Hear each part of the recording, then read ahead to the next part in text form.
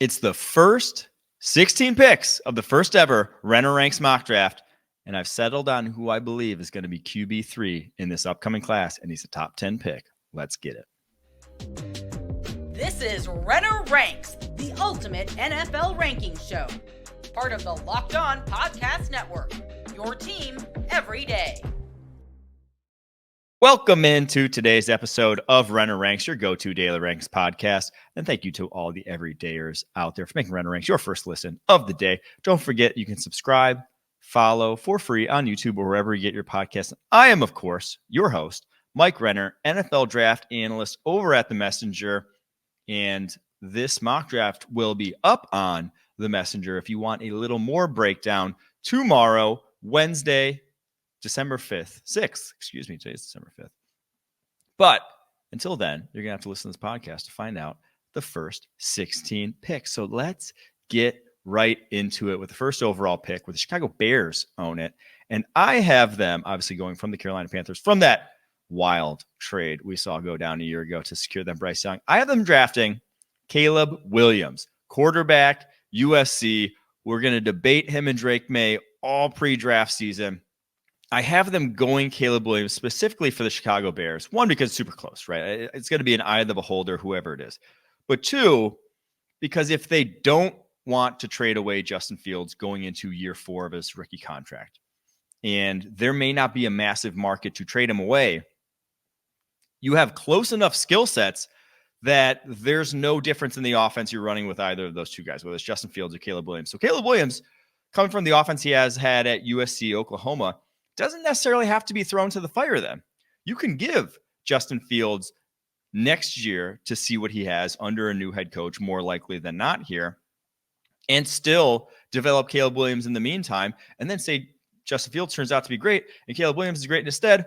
Well, then you have your best case scenario there, right? Then you have a guy, an asset in Justin Fields that you can possibly move on for, or you can move on from Caleb Williams if Justin Fields really is that good. But I think that would tip the scales, even for like me, with how close I feel like these guys are, towards someone like Caleb Williams, just because then you can develop them at the same time. And it wouldn't necessarily mean giving up on a guy in Justin Fields who's so talented, but obviously has had not the start to his career many would have hoped there in Chicago. So I don't foresee them trading the number 1 overall pick should they get it. I think these quarterbacks are too good. Now, if you get the same deal you got from Carolina Panthers last year, which I don't think anyone will after how they saw the Carolina Panthers, how that turned out for them. But if you do, yeah, you have a ton of needs in this roster. You could stand to add more talent than just one quarterback, but you still do need that one quarterback. So I think I'd go Justin Fields Caleb Williams if I was them. So up next in this top 16, obviously New England Patriots on the clock. They're going quarterback. I don't think this is any secret here. I don't foresee them building around Mac Jones or Bailey Zappi anytime soon. If they did, I think they'd have a revolt on their hands in New England. I have them going Drake Maye, North Carolina quarterback. No real brainer here. 6'4", 230 pounds. Flip on the tape this year, and he's the most NFL projectable guy in this class. He does a lot of the things in terms of winning from the pocket, in terms of winning with his eyes, in terms of throwing guys open, being able to create out of structure, being able to create within structure. Maybe doesn't have high-end arm talent, but definitely a plus NFL arm. There's just so much to like about his game that I think if he gets in a better situation, because he's not playing behind a great offensive line there. Yeah, he has probably solid receivers by NFL standards, but it's not the world beaters that we're used to some of these prospects nowadays coming out with some of these, high-end prospects. Definitely not what Bryce Young or CJ Stroud were working with at times over the course of their collegiate careers. So not going to then put up the numbers that are kind of close to those guys, but his numbers are still pretty darn good in their own right. 4,200 yards last year, 3,600 yards this year, over 60 touchdowns over that span. Doesn't put the ball in harm's way that much. I know he had 9 picks this year, but PFF had him charted with only 10 turnover-worthy plays. So I'm not worried about that whatsoever. And if you're the New England Patriots, you're thanking your lucky stars that at the number 2 overall pick, a guy like this is on the board for you. At number 3, I've said this before, picks 1, 2, 3 are, I would be floored if they are any other combination of these 3. Caleb Williams, Drake Maye, and then number 3, Arizona Cardinals, Marvin Harrison Jr., the Ohio State wide receiver. We don't have to beat a dead horse. Trevor Sickmo, when he came on and ranked the wide receivers with us, I think he put it better than and more succinctly than anyone else could have. He said, put 4 inches and 20 pounds onto Marvin Harrison, Sr. You get Marvin Harrison, Jr. That's just who he is as a prospect, man. I mean, there's so much to like. I think his pure vertical speed gets almost underrated. The guy's hit 22 miles per hour in the GPS at times of the course of his Ohio State career. He has real deal wheels. So he's really any level of the defense he can win at. And if you're the Arizona Cardinals trying to find some help for Kyler Murray, this one is, in my opinion, a no-brainer. The last 2 years for Harrison, this year, 1,211 yards, 14 touchdowns. Last year, 1,263 yards, 14 touchdowns. Everyone knows, right? Everyone knows that every Ohio State game, it's going to him. Still does not matter. Still does not matter. He's that good. All right. Next up, Washington Commanders. I have them going Penn State, left tackle, Olu Fashanu, the redshirt junior, fourth-year tackle coming out of Penn State. Could have declared last year, decided to come back to Penn State. Still super young, though. Will be a 21-year-old rookie, which for a fourth-year guy, rare to say. In pass protection, his traits are right up there with the best I've scouted. Obviously, been doing this since 2015 draft with PFF. The best I've probably seen in terms of just pure pass protection over that span. Who looked the most fluid, the most agile, who had the best feet was Laramie Tunsil. Now, obviously, he fell to the teens because of the gas mask bong, infamous gas mask bong. But Olu Fashanu is right up there with him, which is how easily he moves. It's not a matter of if he becomes a high-end pass protecting tackle in the NFL. It is when. And if you're the Washington Commanders, stay at that offensive line. And I know a lot of it's the interior there for them, but you have a guy like that on the board, you take him, right? You take him, especially with how Sam Howell holds the ball in that offense. And now he's been better of it late, but still, Olu Fashanu, in my opinion, that's a run the card in situation for the Washington Commanders. All right, number 5, Chicago Bears now on the clock. And this one, they already went Caleb Williams at 1. This one might be a little bit of a call, but I'm going to bet that this guy is going to be a lock top 6 pick in this draft. I would be absolutely floored if anything else happens to the contrary. And it is LSU wide receiver Malik Nabers. You watch this guy's tape, and now he should win, for my money, the Blitnikoff Award. As a Blitnikoff voter, I'm trying my best to get him the award because he was out of this world this year. 86 catches, 1,545 yards, 14 touchdowns. The single most dynamic player in college football. Now, Marvin Harrison is the best wide receiver. He does wide receiver things the best. This guy's the best athlete. To me, he's in rarefied air with how he moves as just a pure athlete. Like it's in the Jalen Waddle-esque tier, the Brandon Ayuk-esque tier of just they can at any direction, anytime, cut, change, not lose speed, not lose any explosiveness. And you saw it. I mean, the last 5 games of the season, he went for 120 plus in every single game. The guy is just impossible to lock down. And he's not, most of the guys we talk about in that realm of movement skills are 5'11", 180, right? They're not big dudes. He's 6 foot 200. And now he's not, I wouldn't call him a physical 6 foot 200 by any means, but he bounces off contact still. Like after the catch, it still shows that he has some size to him. So if you're the Chicago Bears, able to pair him up with DJ Moore, those two in an offense with Caleb Williams is just a headache, right? It's just something that is going to be difficult. There's too many options there, too much dynamism in one offense. That would be a fun offense to watch. All right, before we get to the number 6 overall pick with the New York Jets on the clock, today's podcast is brought to you by Game Time. You shouldn't have to worry when you're buying tickets to your next big event. Game Time is the fast and easy way to buy tickets for all the sports, music, comedy, and theater events near you. Killer last-minute deals, all-in prices, views from your seat, and the best price guarantee. Game Time takes the guesswork out of buying tickets. I know I was personally looking for tickets for a Shane Gillis show that's here in April. maybe pulling the trigger on that one here soon. Was looking at Game Time. Saw the view from my seat. May very well happen here. Game Time has the deals on tickets right up to the start of the event and even an hour after it starts. It's the best place to find last-minute seats. Find exclusive flash deals and sponsored deals on tickets for football, basketball, baseball, concerts, comedy, theater, and more. With zone deals, you pick the section, Game Time picks the seats for an average of 18% savings. And the Game Time guarantee means you'll always get the best price. If you find tickets in the same section in row for less, Game Time will credit you 110% of the difference. Download the Game Time app, create an account, use code LOCKEDONNFL for $20 off your first purchase. That's Game Time app, create an account, and use code LOCKEDONNFL for $20 off your first purchase. Last minute tickets, lowest prices, guaranteed. All right, on to the number 6 overall pick here. And I think these top 6 I don't want to say it's for sure set in stone. You never know what's going to happen, but these to me are clearly the best 6 players in this class. I'd be floored if it goes elsewhere, because they're all positions that people want and need, right? And this is the New York Jets drafting Joe Alt, Notre Dame offensive tackle.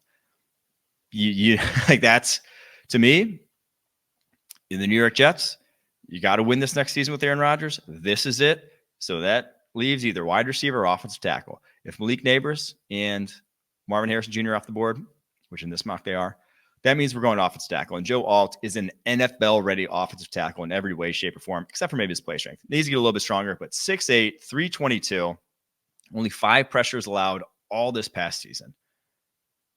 I don't know if you believe in PFF grades. I'll quote his PFF grades here. 91.0 this past year, 91.4 as a sophomore. That's, I mean, to be that good that early on in his career is not something we've seen since PFF started grading collegiate tackle. So, super high in him. Not a lot to dislike about his tape. He just may not have the elite tools that usually go this highly, but he has pretty darn good tools in his own right. Don't sleep on Joe Alt. Top 6 player in this class. No-brainer pick for the New York Jets at number 6. All right, number 7. New York Giants now on the clock. They're taking their way out of, sadly, prime move-up spot, because I think after those top 6, there's a little bit of a tier. But I think the guy they draft here, Dallas Turner, Alabama defensive end, I think he's darn good. I think he's going to be a top 10 pick. Not quite the caliber of prospect as Will Anderson is, but man, there's a lot of similarities. The build, 6'4", 242, long, explosive, flexible. I think he put on some really good tape the past 2 weeks against Auburn and Georgia. Was bull rushing the Georgia left tackle, who I'm blanking on his name right now, repeatedly. And when you see a guy 242 being able to bull rush the way he does, that really makes you feel good about his projection to the next level. And you've seen the year-on-year improvement from him. 37 pressures last year to now 52 this year. He'll obviously now get the playoff game against Michigan to really up that draft stock, but I think he's pretty solidified into, at worst, a top 15 pick, but I think he's going to end up a top 10 pick when all is said and done. And for the New York Giants, you're just targeting valuable positions. If there's not a quarterback you like here, and we'll talk about the quarterbacks here in a second, if there's not one you like here, you go wide receiver, you go pass rusher, right? Or offensive tackle maybe, because you kick Evan Neal inside. That's where the draft is strong at the top, so you're in luck. All right, number 8, Tennessee Titans. I have them going Alabama offensive tackle J.C. Latham. A real no-brainer situation in my eyes, should he be on the board. He is the strongest offensive line in college football. That's not up for debate. We won't even debate that. He is 6'6", 360 pounds. He's like if his game really reminds me of Tyler Smith. And it's like if Tyler Smith didn't kick inside to guard, it would probably look a lot like J.C. Latham. His hands are so strong. I mean, just everything about this guy's strong. Massively built human being. Some of the larger hands, I can't wait to see like what his hands measure in at, because they're massive. Like they stick out on tape with how big they are. And maybe not the single, maybe not this world beater in pass protection just yet. 2 years as a starter at the right tackle for Alabama. But the traits are there to be a plus pass protector. If you're the Tennessee Titans, their bread and butter, they care about the run game more so than everything else. They play action all day, every day with their passing game. So that's not quite as big a deal. And in that scheme, I'm not sure there's a better offensive tackle in this class for them than J.C. Latham. That guy can move people against their will. So a pick that one of those 3 tackles on the board for the Tennessee Titans, they're going with them. All right, number 9, New Orleans Saints now on the clock. I have them going Latu, the UCLA defensive end. And boy, is this guy an absolute just technician as a pass rusher. So a little background on him. 2019 season, freshman year, Washington plays 215 snaps, has a neck injury in the spring, forced to medical retire from Washington. Still wants to play ball though, right? Transfers to UCLA. UCLA doctors clear him. Comes on 2022. First time he's played in 3 years. 65 pressures, 12 sacks. If it would not have, had not been that closely removed to all his off-field stuff, 1 full season of playing time, he would have been a slam dunk first-round pick last year, right? But all those off-field things, I think, force him to come back to UCLA, basically saying, hey, do it one more time, prove you can stay healthy, get 1 more year away from that, and prove that 2022 tape wasn't a fluke. Boy, was it not a fluke. 64 pressures this year is just as, if not more, unblockable than he was a year ago. Is kicking inside, outside. His skill set in terms of like pass rushing moves is arguably better than like the Bosa's were coming out. He's probably the most refined pass rusher I've seen at the collegiate level since, again, I started doing this 2015 draft. Dude's got it all. And maybe he's not a high-end athlete, but he's 6'5", 265. So there's some power behind his hands. There's some size there. There's a lot to work with as a pass rusher. And then it's just like, he's so skilled that I don't see how it doesn't work out for him at the next level. So yeah, Latu to the New Orleans Saints. They just need talent, right? They need cheap talent. They need valuable positions so they don't have to pay all these people anymore in New Orleans, but they really just need a reset. All right, number 10 pick. Now, Tampa Bay Buccaneers on the clock. And here's the third quarterback. I teased it off the top. Bo Nix out of Oregon. I think he's going to be quarterback 3. I've ground the tape on him and Jaden Daniels. Not quite all of it, but how many games? 6 games of each. I got through a lot of tape on both because I was the QB3 debate.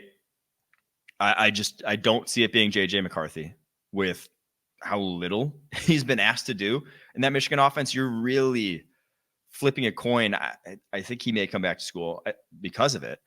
And because like he comes back to school, there's NIL money waiting for him and he could be an even higher pick next year. Shedeur Sanders, I think, is coming back to school as well. Michael Penix with his injury history is just, I don't think he's going to be QB3, right? I don't think people are going to take a chance on a guy like that. And especially when you have a funky throwing motion, he's just going to fall down boards.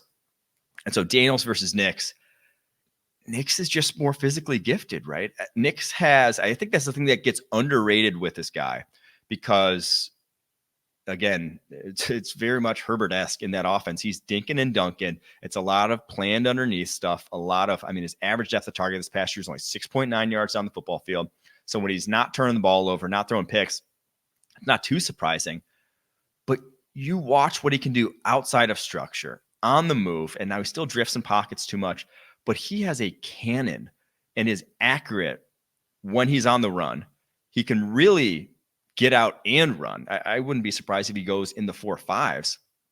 And just the improvement. Every single year, you saw something, a part of his game, get better. And when a guy's getting better with high-end NFL type of tools, I think he's going to be a top 10 pick. I truly do. I think his tape this year was that good. And the Washington game, for as much as the Oregon offense struggled, as much as, obviously they end up losing that one, I don't think he played poorly for sure the first time around. And the second time around, it really wasn't that many plays that he left on the football field. It's just Washington was the better team. So, yeah, Bo Nix, Tampa Bay Buccaneers. The need there, obvious for Tampa Bay. And the player, I think I'm bought in. I think I would take him that highly. I truly do. Really is a lot to like about his game at this point in time. All right, before we get to picks 11 through 16 here, today's podcast is brought to you by Jace Medical. I know we come to sports to escape from some of the crazy realities of real life, but can we just talk for a minute about preparing for real life? According to the FDA, pharmacies are running out of antibiotics like amoxicillin right in the middle of the worst flu season in over a decade. This is scary. I can't imagine a more helpless feeling than if one of my loved ones got sick with a supply chain issue that kept them from their life-saving medication they needed. Thankfully, we'll be okay because of Jace Medical. The Jace case is a pack of different antibiotics to treat a long list of bacterial illnesses, including UTIs, respiratory infections, sinusitis, skin infections, among others. This stuff could happen to any of us. Visit jacemedical.com and complete your physician encounter. It will be reviewed by a board-certified physician, and your medications will be dispensed by a licensed pharmacy at a fraction of the regular cost. It's never been more important to be prepared than today. Go to jacemedical.com and use offer code LOCKEDON to get $20 off your order. All right, picks 11 through 16. Here we go. Las Vegas Raiders on the clock. Pick 11. I have them going Nate Wiggins, the Clemson cornerback. I just think this guy's going to be the first cornerback off the board because he truly is the most impressive mover in this cornerback class. And that tends to go highly, right? CJ Henderson, if you recall, was a top 10 pick based off of the fact that he just could move at a different level. Now, could he play the cornerback position? Well, not then, still not now. But Nate Wiggins, that dude can. He has really good ball skills. He's 6'2", 185 pounds, can high point in the air at the catch point. This season, 18 catches, 41 targets, only 176 yards. There really is a lot to like about his game, besides not super physical, not really a good tackler. So certain schemes, going to like him. TBD on what the Vegas Raiders are going to be running next year defensively. But it's the man cover, the sticky skill sets that goes highly. He has a sticky skill set. On to number 12, Los Angeles Chargers. I have them going Brock Bowers, the Georgia tight end. To me, it's more, I have them falling to here in this class because the rest of this class is so good that are you going to pick a tight end over more valuable positions? I mean, think about everyone that's come off the board so far. Quarterback, wide receiver, offensive tackle, pass rusher, and now one cornerback prior to him.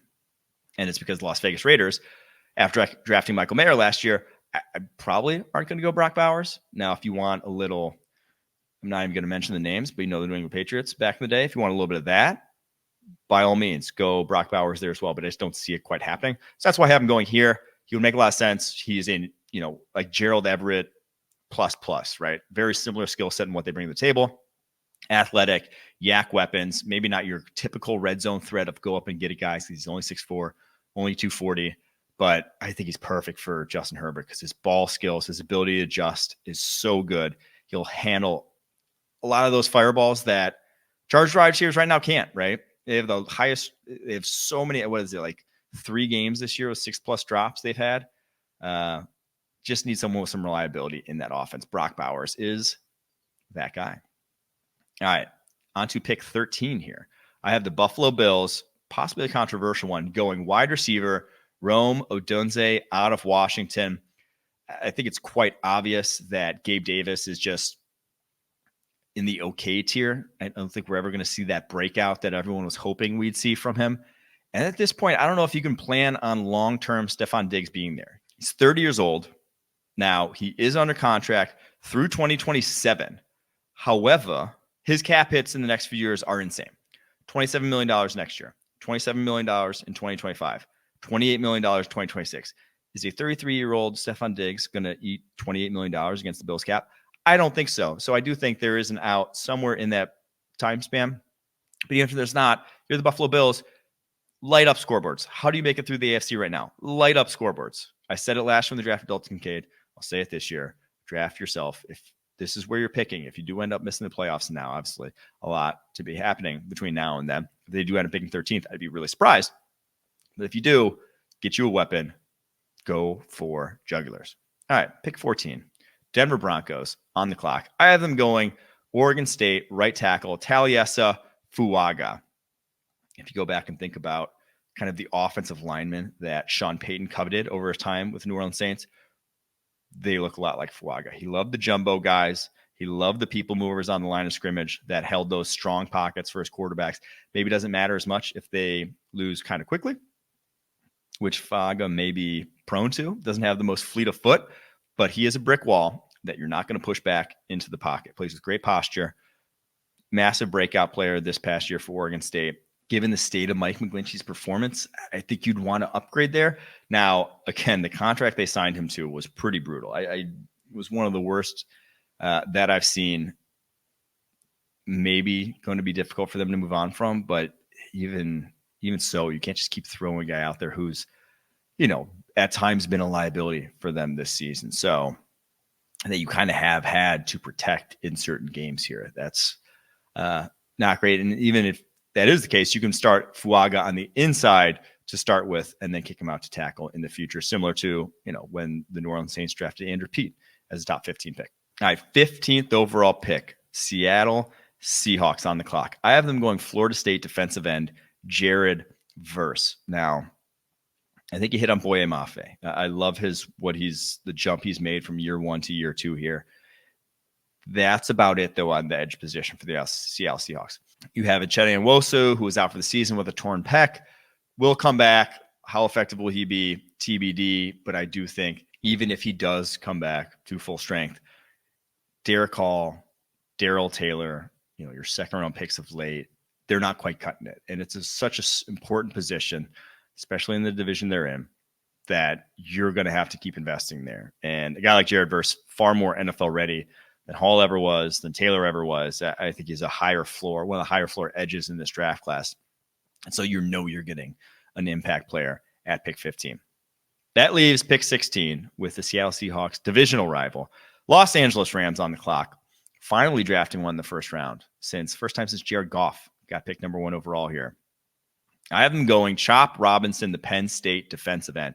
If you don't know much about Chop Robinson, he is maybe the most athletic player in the draft class. Now, Malik Nabers is up there, but this guy is a freak, man. 6'3", 250. He's probably the closest mover on the edge I've seen to Micah Parsons. And now, obviously, that's a little bit of helmet scouting, but he did start his career at Maryland. So first year at Maryland, last 2 years at Penn State. He's so twitched up, man. I believe he's top 3 on Bruce Feldman's freaks list. Runs in the 4.4s at 6'3", 250. Lateral agility off the charts. Now, doesn't quite know what he's doing rushing the passer, but I just think you put him across from Byron Young, the rookie out of Tennessee, who himself ran a 4.4, and you just have such an athletic edge duo that it's going to create so many mismatch problems for opposing offensive tackles. It's like, hey, which offensive tackle can't mirror that we're facing this time? Oh, that guy's going to go off, That's just so much speed on the edge. And when you have a guy in Aaron Donald in the interior, I think that's that's like kind of what the Cowboys have built, right? This just speed demon of a defensive line that when you stunt those guys, it just is chaotic. It's so chaotic. And that's something that, again, Chop Robinson may not, if you ask him to go one-on-one against an offensive tackle consistently, may not be ready to contribute at the NFL level just yet. But you ask him to stunt inside, loop around, that dude will get home in a hurry. He'll just beat offensive guards, offensive centers to the spot. And it won't take pass rushing chops, right? It won't take a complete skill set to really make an impact in that defense. So there you have it. There are your top 16 picks. Tomorrow's podcast, we will be doing picks 17 through 32. Make sure to check that out. Make sure to go check out the full article over on themessenger.com. Until then, you've been listening to Renner Ranks, part of the Locked On Network, your team every day.